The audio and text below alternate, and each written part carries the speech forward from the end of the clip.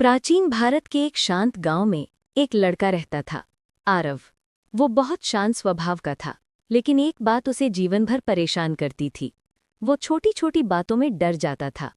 जैसे ही कोई कठिनाई आती, वो घबरा जाता, कांपने लगता और सब छोड़ देना चाहता।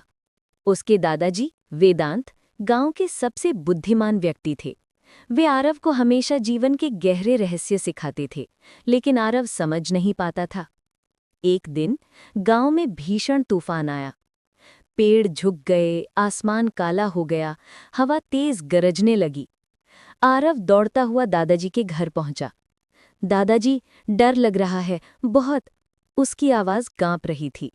दादाजी मुस्कुराए और बोले, चलो आज तुम्हें एक बात दिखाता हूं। उन्होंने घर के अंदर एक छोटा सा दीपक जलाया, फिर धीरे धीरे उसे हाथ में उठाकर बाहर ले गए। तूफान की हवा ने दीपक को झिलमिलाया, पर दादाजी के हाथ स्थिर थे। दीपक बुझा नहीं। आरव चकित हुआ, दादाजी, इतनी तेज हवा में ये दीपक कैसे नहीं बुझा? दादाजी बोले, क्योंकि दीपक भीतर से स्थिर है और मैं उसे कांपने नहीं दे रहा हूं। वे कुछ कदम आगे बढ़े। हवा और तेज हुई। दीपक जोर से टिमटिमाया, पर बुझा नहीं।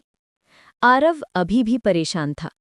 तो क्या जीवन में भी हम दीपक बन सकते हैं?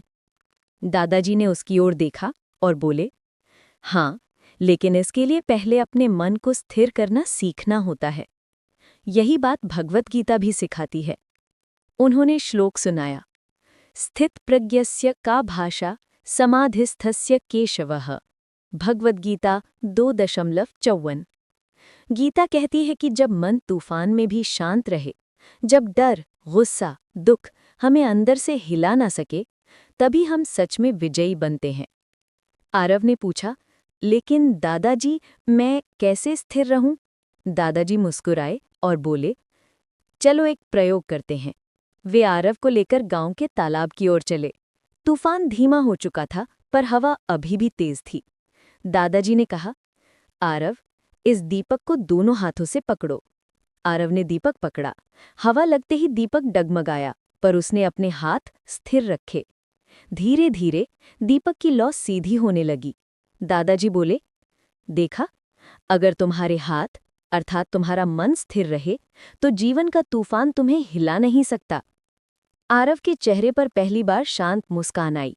दादाजी फिर बोले, तुम्हारे डर, असफलताएं, टेंशन, परीक्षा का दबाव सब तूफान है बेटे, और तुम एक दीपक हो। अगर तुम भीतर से स्थिर हो गए, तो कोई तूफान तुम्हारी रोशनी को बुझा नहीं सकता। आरव की आंखें चमक उठीं।